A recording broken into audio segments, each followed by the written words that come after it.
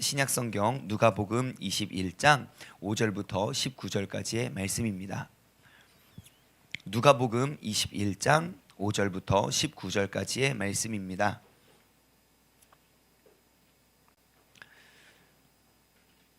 신약성경 누가복음 21장 5절부터 19절까지의 말씀, 우리 한 절 한 절 교독하도록 하겠습니다. 어떤 사람들이 성전을 가리켜 그 아름다운 돌과 헌물로 꾸민 것을 말하매 예수님께서 이르시되 너희 보는 이것들이 날이 이르면 돌 하나도 돌 위에 남지 않고 다 무너뜨려지리라. 그들이 물어 이르되 선생님이여, 그러면 어느 때에 이러한 일이 있겠사오며 이런 일이 일어날 때에 무슨 징조가 있사오리이까? 이르시되 미혹을 받지 않도록 주의하라. 많은 사람이 내 이름으로 와서 내가 그라 하며 때가 가까웠다 하겠으나 난리와 소요의 소문을 들을 때에 두려워하지 말라. 이 일이 먼저 있어야 하되 끝은 곧 되지 아니하리라.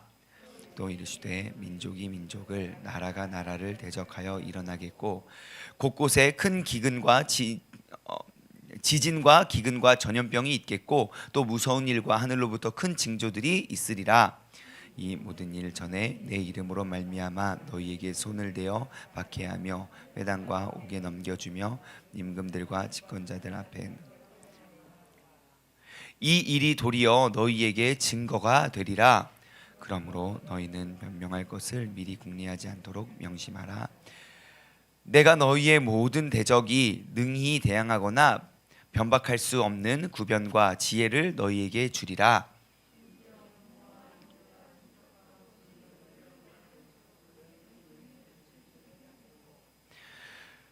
또 너희가 내 이름으로 말미암아 모든 사람에게 미움을 받을 것이나 너희 머리털 하나도 상하지 아니하리라. 함께 읽겠습니다. 너희의 인내로 너희의 영혼을 얻으리라.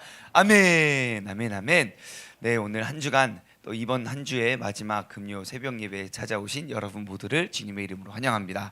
그리고 오늘 또 이 새벽에 또 영상으로 각 가정에서 함께 예배 드리게 되신 여러분도 모두 주님의 이름으로 환영합니다. 우리 앞뒤 좌우 반갑게 인사하겠습니다. 참 잘 나오셨습니다. 아름다운 아침입니다. 좋은 아침입니다. 네. 누가복음 21장은요, 우리 그 마지막 그 심판의 모습과 그 징조에 대해서 쭉 설명되어 있는 그러한 장입니다. 그래서 이제 오늘과 내일과 그리고 주일날까지 이제 계속 21장의 본문을 가지고 우리가 큰 은혜를 함께 나누기를 원하는데요. 이제 오늘 본문 말씀이 이제 그 마지막 때의 그 징조와 그 모습에 대해서 다 설명하고 있는 그런 모습을 우리는 알 수 있습니다. 먼저 5절과 6절, 지금 이 말씀의 배경은요, 이제 어제 본문 기억하십니까? 어제가 누가복음 21장 1절에서 4절까지의 말씀을 가지고 우리가 은혜를 나누는데 그 뭐 했죠? 예수님께서? 그렇죠. 우리는 늘 날로 새롭습니다.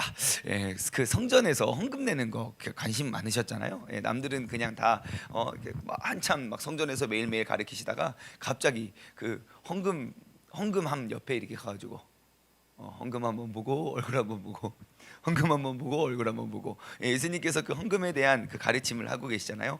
핵심 포인트가 뭡니까? 이 사람이 헌금을 얼마를 냈냐, 그게 중요한 게 아니었죠. 얼마만큼 주님을 의지하는 삶을 살아가느냐, 우리가 세상을 의지하지 않고 하나님을 얼만큼 우리가 의지하고 의존하고 있느냐, 얼마만큼 우리의 삶과 우리의 중심은 모든 것들을 주님께 맡겼느냐, 그것이 오늘 이 본문 말씀의 이제 전제 조건이 되죠. 우리가 하나님을 의지하는 삶이 얼마나 중요한지 오늘 말씀은 우리가 그 마지막 때에 있어서 우리에게 꼭 필요한 건 더욱더 주님을 신뢰하고 의지하는 것, 흔들리지 않고 그 말씀 위에 굳게 서는 것, 그러한 것임을 우리는 말씀을 통해서 또 큰 지혜를 얻을 수가 있습니다. 5절과 6절 말씀을 먼저 살펴보면요, 어떤 사람들이 성전을 가리켜 그 아름다운 돌과 헌물로 꾸민 것을 말하매, 자, 지금 어떠한 사람들이 그 예루살렘의 성전을 가리켜서 이야기합니다. 여러분, 지금 여기에 본문 말씀에 나오는 이 예루살렘의 성전은 제3성전이에요. 첫 번째 예루살렘 성전이 언제 건설되었죠? 솔로몬의 성전이죠. 역대 가장 아름답고 가장 값비싼 전 세계적으로 그렇게 돈 많이 들여서 건축한 것이 아마 하나도 없을 만큼 모든 일단 벽과 막 지붕 이런 막 내장재를 다 금으로 둘렀으니까요. 뭐 말 다 했죠. 예, 근데 그 성전이 돌 하나도 흔적이 남지 않고 싹 사라졌습니다. 이스라엘이 멸망했을 때, 외국에서 이제 그 바벨론 제국이 이제 침략했을 때 정말 돌 하나도 남지 않고, 그때 이제 성경을 조금만 자세히 보면요, 예루살렘 성전을 지었을 때 나무 하나도 그냥 대충 이런 거 쓰지 않았습니다. 그 당시 막 아프리카 이런 데서 막 수입해가지고 막 좋은 나무들, 수입산만 다 써가지고 하나님의 성전을 그렇게 지었는데 모든 것이 다 무너졌죠. 그래서 아무튼 본문 말씀에 나오는 이 예루살렘 성전은요, 기원전 19년에 착공을 딱 시작해서 기원 후 63년에 완공이 됩니다. 그러니까 대충 대략 한 80년 정도의 건축 기간을 두고 아주 장식도 화려하고 굉장히 웅장하고 굉장히 장엄하게 만들어 놓은 그러한 성전이었죠. 여러분, 건축 기간이 80년이라고요. 아니, 시작해서 돈이 없어서 한참 기다렸다가 돈 생겨서 조금 짓고 돈 생겨서 조금 짓는 게 아니고요. 이 예루살렘 그 예루살렘 성전을 짓는데 80년을 공들여 지은 건물이니 얼마나 멋있겠습니까? 근데 예수님께서 전에 뭐라고 하십니까? 이거 허물어도 나는 3일 만에 다시 짓는다, 막 그런 말 하니까 사람들이 이해를 할 수가 없는 거예요. 어떻게 그 80년 동안 지은 건물을 무너뜨리고 3일 만에 짓냐고. 사람들은 이해할 수 없는 것이죠.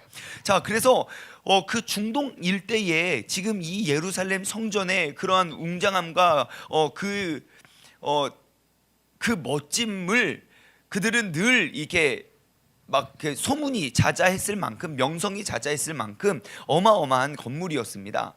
근데 주님께서 뭐라고 말씀하십니까? 6절, 너희 보는 이것들이, 그러니까 너희의 눈에 보이는 그것들이 날이 이르면 돌 하나도 돌 위에 남지 아니하고 다 무너뜨려지니라. 아멘. 이 세상에 아무리 멋지고 아무리 화려하고 아무리 웅장했던 그 모든 아름다움은 때가 되면 어떻게 된대요? 다 무너지게 된다는 것입니다. 다시 말해, 무너질 수 있는 게 많으면 많을수록 그 무너짐의 피해와 그러한 아픔은 더 커지기만 할 것이라는 것이죠. 우리가 세상을 의지하고 세상을 믿고 세상을 집중하고 살아가는 그 사람들이 그들에게 앞으로 다가올 그 천국을 준비하고 맞이하기가 그만큼 힘들고 어렵다는 것입니다. 여러분, 질문 한 가지 드릴까요? 얼굴 예쁜 사람이 외모 스트레스가 클까요? 얼굴 안 예쁜 사람이 외모 스트레스가 클까요? 예? 객관적으로 생각을 해보자고요. 딱 누가 봐도 와 예쁘다 하는 사람이 거울 보면서 나 왜 이렇게 안 예뻐, 이게 클까요? 아니면 하는 그 사람이 거울 보면서 나 왜 이렇게 안 예뻐, 그 스트레스가 클까요? 1번일까요? 2번일까요? 여러분, 그거는 고민할 것도 없이 1번입니다. 얼굴 예쁜 사람이요, 얼굴의 외모에 대한 스트레스가 제일 큽니다. 왠 줄 아십니까? 내가 안 예뻐서가 아니에요. 이 미모가 무너지게 될 것 같아서 그래요. 왕년에는 30명이 날 쳐다봤는데 지금은 3명도 안 쳐다보면 그게 괴로워서 못 이기는 거예요. 근데 원래 3명도 안 쳐다본 사람은요 전혀, 여러분, 제가 이렇게 당당하고도 살 수 있는 이유가 다 거기에 있는 줄 믿습니다. 여러분, 스트레스가 전혀 없거든요. 예. 이게 뭐 예쁘고 잘나서가 아니고요. 그냥 내가 가진 것이 많으면 많을수록 우리는 그 무너짐과 쓰러짐이 더욱더 크고 괴롭고 힘들다는 것이죠. 여러분, 여러분들의 아름다움은 무엇입니까? 여러분의 삶을 살면서 내가 정말 넘어질까봐, 그리고 또 쓰러질까봐, 무너질까봐 내가 괴로워하고 아주 민감하게 반응하고 있는 그것, 내가 하나님보다도 내가 더욱더 의지하고 더욱더 기대는 그 한 가지는 무엇입니까? 여러분, 영원히 무너지지 않는 그 하늘의 영광을 위해서 살아가시기 바랍니다. 내가 이 세상의 그 모든 것들은 80년 동안 지은 그런 멋진 건물도 돌 위에 돌 하나라도 남김없이 모든 것들이 다 무너지는 그 날과 그 시가 곧 이르르니 여러분, 세상의 그 아름다움만 위해서 살아가는 것이 아니라 영원히 무너지지 않는, 그것은 도둑도 없고 누구도 빼앗아 갈 수 없는 그런 하늘의 놀랍고 위대한 영광을 우리가 붙잡고 의지하며 살아갈 수 있는 우리 모두가 되길 주님의 이름으로 소망합니다. 자, 7절도 보겠습니다. 그들이 물어 이르되 선생님, 그러면 어느 때에 이러한 일이 있겠사오며 이러한 일이 일어날 때 무슨 징조가 있겠습니까? 자, 어떠한 징조가 있겠느냐라는 것을 묻습니다. 그리고 지금 무슨 징조가 있사오리이까, 이 질문에 대한 또 다른 대답은 돌아오는 주일날 주일 설교 말씀을 통해서 또 한번 나누길 원합니다. 오늘 본문 말씀에 그 징조에 대한 대답을 세 가지를 하십니다. 8절과 9절인데요. 첫 번째는 무엇입니까? 뭐뭐 하지 말아라 라고 명령하는 느낌표를 딱 달아야 할 게 8절과 9절에 세 가지가 있습니다. 첫 번째는 미혹을 받지 않도록 주의해라. 두 번째는 그들을 따르지 말아라. 세 번째는 두려워하지 말아라. 그렇죠? 그러니까 마지막 때에 그럼 어떠한 징조들이 나타납니까? 그럼 우리가 주의해야 될 건 뭐냐면 미혹을 받지 않도록 주의하고 그들을 따라가지도 말고, 세 번째 두려워하지 말라는 거예요. 그래서 그 대답에 대해서는 그 밑에 주르륵 이제 설명을 하고 있죠. 예, 그 너희는 미리 걱정하지 말고 오히려 이 일이 13절과 14절, 15절 보면 이 일이 도리어 너희에게는 증거가 되고, 그리고 너희는 막 염려하고 미리 막 궁리하지 말도록 명심하고 내가 너희에게 대적이 능히 대항하거나 변박할 수 있는 구변과 지혜를 너희에게 주겠다. 때가 되면 주겠다. 그러니까 너희는 염려하거나 미혹당하거나 끌려가거나 그러지 말아라. 이런 게 지금 이제 주님의 가르침이죠. 자, 그러면 또 우리는 이러한 질문을 할 수 있겠죠. 여러분, 성경을 아는 사람이 미혹을 받을까요? 성경을 전혀 모르는 사람이 미혹을 받을까요? 예? 성경을 어설프게 아는 사람들이 굉장히 큰 미혹을 받을까요? 아니면 전혀 성경과 상관없는 그 사람이 굉장히 세상에 종말이 가까웠다고 여러분이 막 이렇게 미혹을 받을까요? 예, 여러분, 어설프게 아는 사람들이 미혹을 받습니다. 왜냐? 근거가 무엇입니까? 지금 예수님께서 이 가르침을 어디에서 누구에게 가르치십니까? 성전에 예배드리러 온 사람들에게 가르치고 있잖아요. 여러분, 지금 나라와 민족을 위해 전 세계의 이 전염병에 대해서 우리가 이렇게 경계를 하고, 그리고 유튜브를 통해서 우리가 알 수 있는 것이 정말 외국은 모르겠어요. 아무튼 한국에 보면요, 유튜브 부흥회가 얼마나 많이, 유튜브 기도회가 얼마나 많이 늘어나는지 몰라요. 왜 그런 줄 아십니까? 지금 성경에 기록되어 있는 그 마지막 때가 너무 흡사하거든요. 근데 지금 가장 많은 사람, 제가 사진 보고 깜짝 놀랐어요. 지금 가장 많은 사람들이 모여 있는 곳이 어딘 줄 아십니까? 클럽 이런 데는 장난 아니더라고요. 지난 3월 21일 지금 며칠이요? 27일이죠. 3월 21일 날 클럽 사진 올라왔는데요. 깜짝 놀랐어요. 야, 이게 무슨 코로나? 그곳엔 코로나가 없습니다. 놀라운 치유의 능력이 가득한, 정말 막 그 가까이 사람들 밀접해서 막 그 광란의 파티를 그들은 그대로 보내고 있습니다. 왜냐? 그들은 미혹 당할 것이 없거든요. 여러분, 그 마지막 때에 나타나는 첫 번째 징조, 주님께서 그럼 어떠한 징조가 나타나겠습니까? 첫 번째 주님께서 하신 말씀은 미혹을 받지 않도록 주의하래요. 왜냐하면 많은 사람들이 내 이름으로 와서 내가 그다, 내가 그 때가 가까웠다. 여러분 봐보십시오. 그 미혹의 그 질문이 무엇입니까? 두 가지로 미혹한데요. 내가 그다. 두 번째는 뭡니까? 때가 가까웠다. 모르겠어요. 여러분들은 내가 그다라는 것들에 대한 미혹은 잘 받지 않으시겠죠? 예, 잘해야 됩니다. 왜냐하면 지금 신천지에 빠져 있는 모든 사람들이 다 내가 그다의 미혹에 다 빠져 넘어간 사람들이에요. 예, 대한민국 모든 기독교 교회들을, 교파를 통틀어서 신천지만큼 급속한 부흥의 역사를 이루어내는 교단이 하나도 없습니다. 그래서 그들은 그거를 무기로 도구로 삼아서 저기를 하죠. 올해에도 몇만 명이 몇십만 명이 우리 신천지에 가입을 했다. 야 니네들 정신 똑바로 차려. 그 기독교인들아 그러면서 우리 이게 하나님의 역사가 아니고서는 어떻게 이렇게 빠른 부흥이 있을 수 있겠느냐. 이제 그걸 도구 삼아요. 그 사람들이 뭘 가리킵니까? 그 신천지 그 간증들이 되게 많잖아요. 간증을 들으면 뭐예요? 쭉 비유풀이를 다 하고 성경 공부 다 하고 성경 공부를 다 한 다음에 자 그 마지막 그 새 나라와 새 땅을 짧게 말하면 뭐라고 합니까? 신천지 알면서도 손이 벌벌벌 떨리더래요. 그러면서 그게 딱 들어오면 이제 그 이만희 씨가 우리의 구원자가 딱 될 수밖에 인정할 수밖에 없대요. 그 사람들이 왜 미혹당했습니까? 몰라서요? 아니요. 어설프게 알아서요. 그럼 우리 한번 스스로 질문해 볼까요? 여러분 어떻게 신천지 성도님들과 붙어서 진리에 대한 싸움하면 우리가 능히 이길 수 있겠죠? 아멘 아멘 아멘 아멘. 우리가 첫 번째 오는 그 미혹을 받지 않도록 주의해야 할 것은 내가 바로 그로라라는 미혹임을 기억하시기 바랍니다. 신천지들이 지금 그들의 이제 뭐 비리나 그들의 막 뭐 이런 뭐 전략 전술들이 지금 다 막 공개가 되고 있어요. 얼마나 감사한지 몰라요.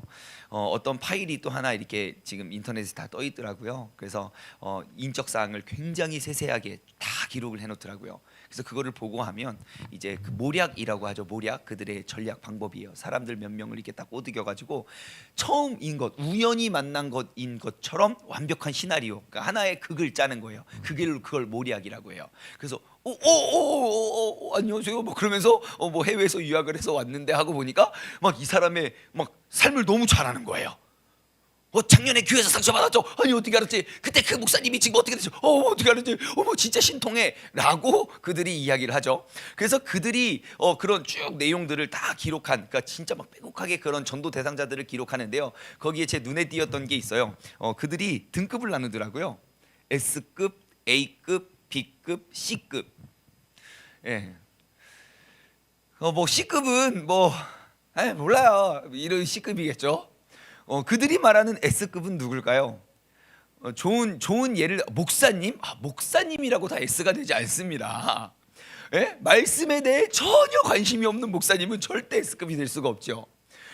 그들이 말하는 S급은 누구겠습니까? 어설피 아는 대형교회 사역자겠죠.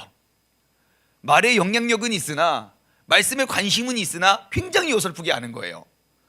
그러니까 그 사람들을 하나 영입하면 일당 100이라고요. 100명 정도 하느니 1명 정도에서 100명 끌어오는 게 낫잖아요. 완전 S급이죠. 그럼 여러분들은 그들이 봤을 때 무슨 급입니까? 목사님 걱정하지 마세요. 저는 등급도 없어요. 자랑은 아닙니다. 전혀 말씀에 자기는 아는 지식이 없기 때문에 흔들리지 않는다는 거 말고 우리가 말씀을 알되 정확히 알아야 됩니다.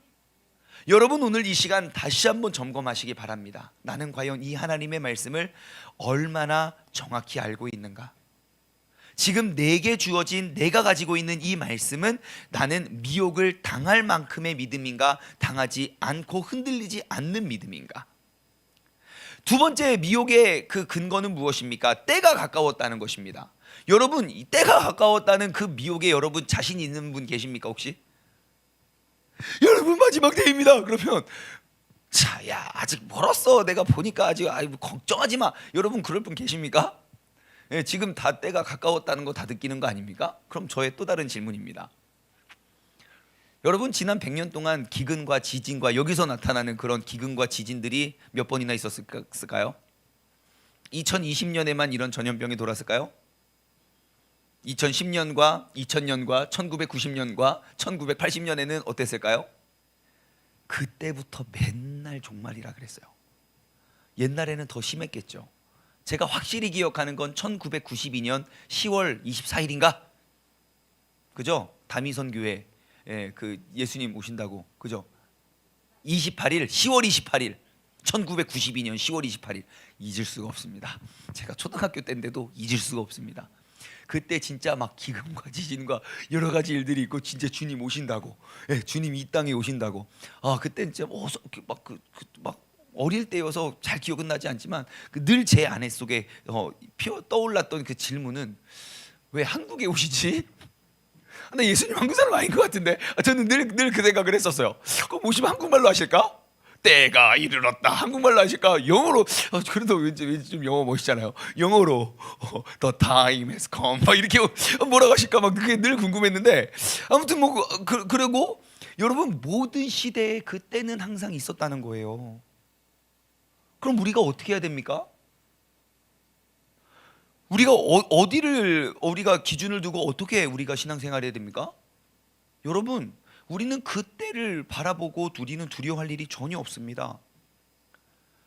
우리가 그 9절 말씀 한번 볼까요? 난리와 소유의 소문을 들을 때에 뭘 하지 말래요? 두려워하지 말래요. 미혹을 받지 않도록 주의하는 건 우리가 따르지 말고 두려워하지 않는 거예요. 왜냐?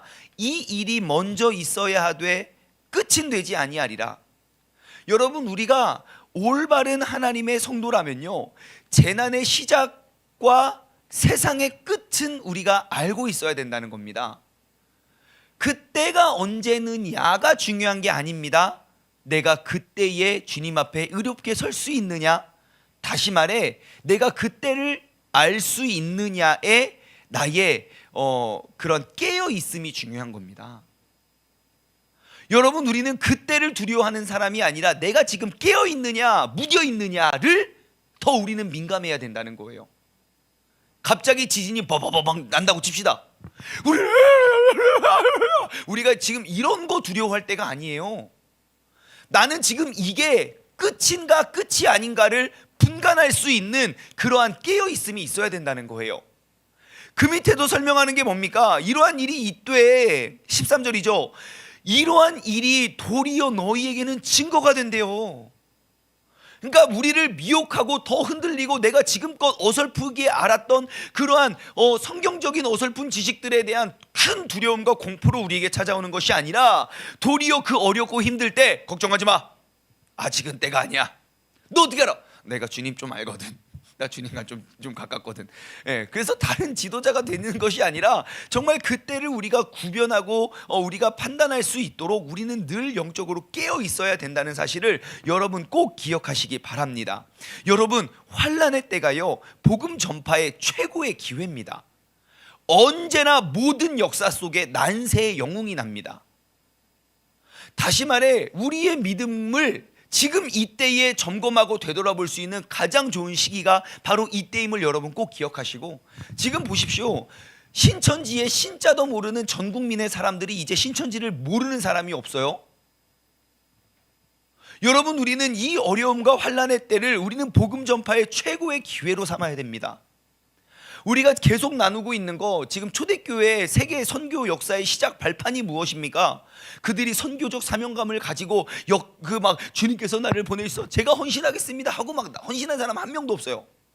그냥 나 있는 곳에서 신앙생활 잘 하려고 했는데 그 사울이라는 놈이 그 사람 다 잡아 죽인다고 막 소문 듣자니 막 여자고 남자고 막 다 가차없이 끌고 간다고. 그래서 내가 도저히 내가 여기서 살 수 없어서 도망가기 시작한 게 세계 복음 전파의 시작점이었어요.